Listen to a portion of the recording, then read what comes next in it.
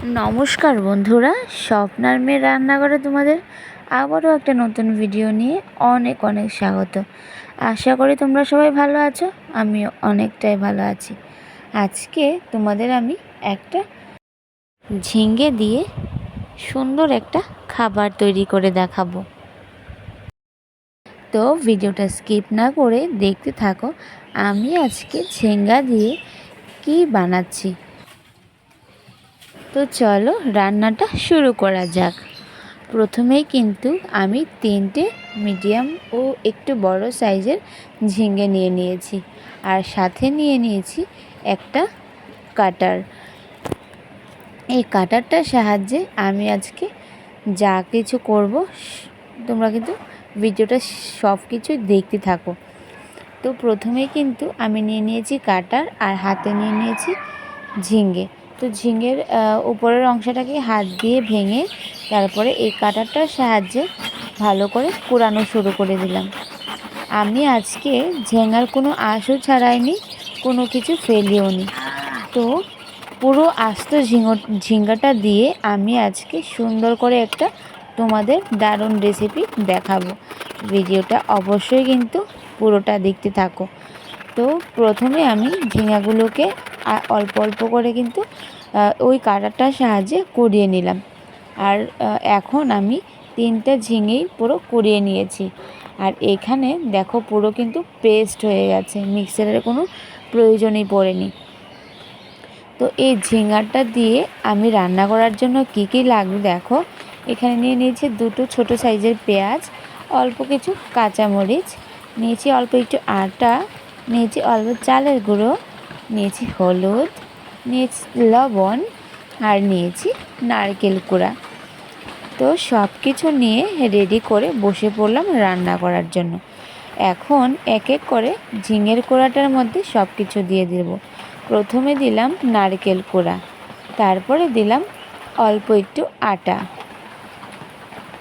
আর তারপরে দিয়েছি চালের গুঁড়ো, হলুদ গুঁড়ো, আর দিলাম পরিমাণ মতো লবণ। লবণটা দিয়ে এখন আমি দিয়ে দেব অল্প একটু চিনি। চিনিটা তোমরা প্রয়োজন মতো ব্যবহার করে নিও। তারপরে দিলাম কয়েকটা মরিচ কুচি, আর নিলাম পেঁয়াজ কুচি।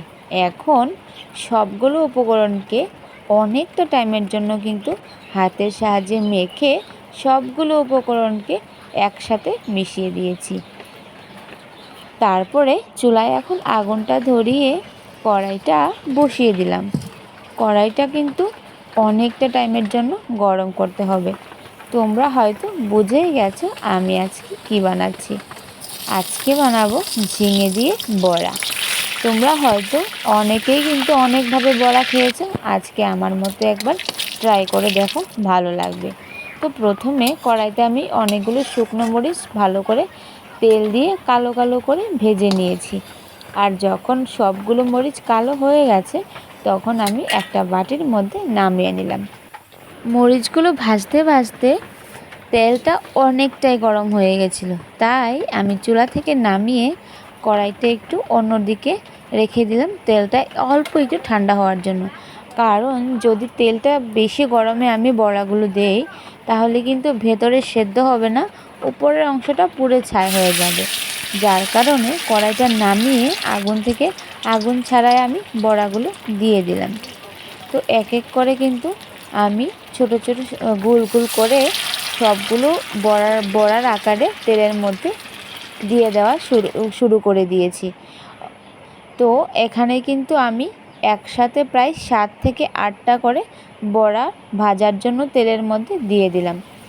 তো যখন এক সাইড ভাজা হয়ে গেছে তখন কিন্তু আমি বড়াগুলো উল্টে দিচ্ছি। উল্টে দেওয়ার পর তোমরা হয়তো দেখতেই পাচ্ছ কালারটা কিন্তু ভীষণই সুন্দর লাগছিল।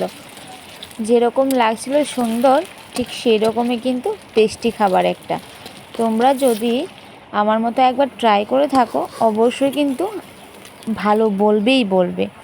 তো দেখো বড়াগুলো কিন্তু ভাজা হয়ে গেছে। এখন আমি বড়াগুলো একটা একটা করে বাটির মধ্যে নামিয়ে নেব। সবগুলো বড়া নামানো আমার হয়ে গেছে। এখন বাকি যে ব্যাটারটা ছিল ওই ব্যাটারটাকেও সেমভাবে আমি বড়ার আকারে তেলের মধ্যে কিন্তু একটা একটা করে দিয়ে দিলাম। যেরকম আগের বড়াগুলো ভেজেছি ঠিক একই রকমভাবে কিন্তু আমি সবগুলো বড়া উল্টে পাল্টে ভেজে নিয়েছি। তো পরে যে বড়াগুলো দিয়েছিলাম ওই বড়াগুলো ভাজা হয়ে গেছে। এখন আমি বাকি যে আগে বড়াগুলো ভেজেছিলাম ওই বড়াগুলো এখনের বড়াগুলোর সাথে কড়াইয়ের মধ্যে দিয়ে দিয়েছি। দিয়ে দিলাম ভেজে রাখা শুকনো মরিচ।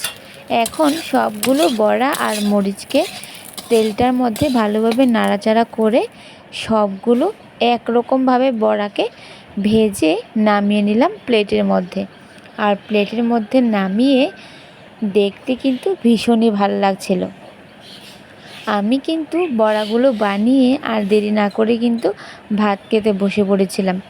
সেটা হয়তো তোমাদের দেখানো হলো না। তোমাদের যদি আমার মতো এভাবে ঝেঙার বড়া ভালো লেগে থাকে তাহলে অবশ্যই এরকমভাবে ট্রাই করে দেখো, তোমাদের ভালো লাগবে। আজকের জন্য এখানেই বিদায় নিচ্ছি। সবাই ভালো থাকো, সুস্থ থাকো। Bye bye.